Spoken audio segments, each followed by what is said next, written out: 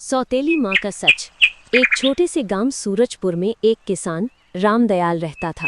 उसकी पत्नी का निधन बहुत पहले हो गया था। उसके पास एक ही बेटी थी, गुड़िया, 13 साल की मासूम लड़की। माँ की मौत के बाद रामदयाल ने दूसरी शादी कर ली। शादी के बाद वो घर आकर गुड़िया से कहती है कि बेटा गुड़िया, आज से तुम मुझे माँ कहकर पुकारना। रामदयाल गुड़िया से बोलता है, गुड़िया, ये शादी मैंने तुम्हारे लिए ही की है ताकि तुम्हें माँ का प्यार मिल सके। लेकिन कुछ समय बाद नई माँ श्यामा ने उससे प्यार नहीं बल्कि जिंदगी भर का दर्द दिया। वो उससे मजदूरों की तरह काम कराने लगी। सुबह का वक्त था, गुड़िया आंगन में झाड़ू लगा रही थी। श्यामा उसे बोली, जल्दी जल्दी झाड़ू लगाओ, अभी बर्तन भी साफ करने हैं। ये सुनकर गुड़िया अपना काम करने लगती है। गुड़िया खाना बनाती है, खेतों में काम करने भी जाती है। इतनी छोटी उम्र में गुड़िया को भारी काम करना पड़ता है, उसकी सौतेली माँ श्यामा की वजह से। लेकिन सौतेली माँ श्यामा बैठी आराम कर रही है। गुड़िया मासूमियत से आंसू पोंछकर खाना बनाने लगती है। गांव की औरतें खेत में काम कर रही हैं, वहीं गुड़िया भी अपने खेत में काम कर रही है। बाकी औरतें बातें करती हैं। तभी रमा बोली, बेचारी गुड़िया माँ के बिना कितनी दुखी है। उसकी बातों में हामी भरते हुए विमला कहने लगी, नई माँ ने तो इसे नौकरानी बना दिया है। गुड़िया ये सुनकर चुपचाप सिर झुका लेती है और बहुत उदास होकर अपना काम करने लगती है। गुड़िया की एक सहेली भी थी जिसका नाम था सलोनी। एक दिन वो अपनी सहेली के साथ बातें कर रही थी। तभी उसकी सहेली बोली, गुड़िया तो हम सबके साथ स्कूल पढ़ने क्यों नहीं चलती? तभी गुड़िया कहती है, मैं स्कूल जाना चाहती हूँ, पर मुझे अपनी माँ से कहने में डर लगता है। उन्हें ये पढ़ाई लिखाई बिल्कुल पसंद नहीं। गुड़िया स्कूल जाना चाहती है। दिन में काम करने के बाद वो रात भर पढ़ाई करती है। लेकिन श्यामा कहती है, तुझे पढ़ाई से क्या मिलेगा? तू बस काम कर, तभी पेट भरेगा। पढ़ाई करने से घर में अनाज नहीं आता। गुड़िया उदास होकर चुपचाप सिर झुकाकर खड़ी रहती है। उसकी आंखों में पढ़ने की तड़प है। रामदयाल जो पिता है, वो अपनी नई पत्नी की बातों में फंस जाता है। वो गुड़िया की तकलीफें नहीं देखता। श्यामा उसे समझाती है, अगर तू अपनी बेटी को सिर चढ़ा देगा तो वो कल को हाथ से निकल जाएगी। काम करना ही सीखेगी तो घर संभालेगी। पिता चुप रहता है और गुड़िया का मन और भी टूट जाता है। एक दिन गांव में मेले का आयोजन होता है। सारी औरतें और बच्चे जाते हैं।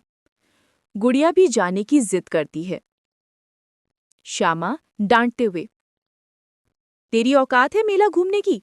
घर में काम पड़ा है और तू नाच गाना देखेगी? श्यामा उसे बहुत खरी खोटी सुनाने लगती है और उस पर बहुत चिल्लाती है। गुड़िया बस रोते हुए चुपचाप खड़ी होकर उसकी बातें सुनती है कि तभी गांव की एक औरत ये सब देखकर वो वहां आ जाती है और वहां आकर श्यामा को बहुत डांटती है कि वो इतनी छोटी बच्ची के साथ ऐसा बर्ताव कैसे कर सकती है। अगले दिन वो पंचायत बुलाती हैं। सरपंच और गांव के लोग इकट्ठा होते हैं। सरपंच कहता है, श्यामा, ये बच्ची तुम्हारे भरोसे है। तुम माँ कहलाने लायक नहीं अगर इसे दिन रात दुख दोगी। श्यामा झूठ बोलती है, मैंने तो इसे बेटी जैसा रखा है। ये ही नालायक है, कामचोर है।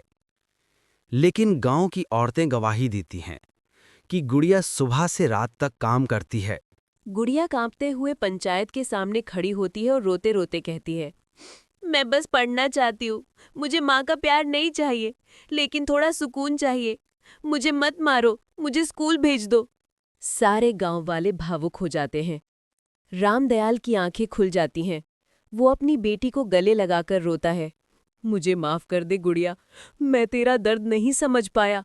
अब तू पढ़ेगी और अपने सपनों को पूरा करेगी। श्यामा शर्म से सिर झुका लेती है। रामदयाल गांव के स्कूल में बेटी का दाखिला करवाता है। गुड़िया पढ़ाई में इतनी होशियार निकलती है कि गांव में उसका नाम होने लगता है। श्यामा धीरे धीरे अपने व्यवहार में बदलाव लाती है। गांव वाले भी उसे कहते हैं, माँ बनने का मौका हर औरत को मिलता है, लेकिन माँ कहलाने का हक वही रखती है जो बच्चे को दिल से अपनाए। सालों बाद गुड़िया पढ़ लिख कर गांव की अध्यापिका बन जाती है।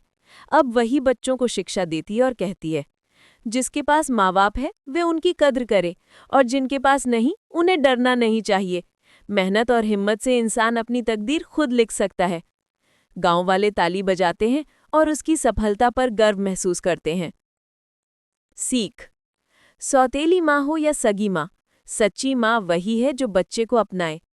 बेटियों को दबाकर नहीं, पढ़ाकर ही परिवार और समाज आगे बढ़ सकता है।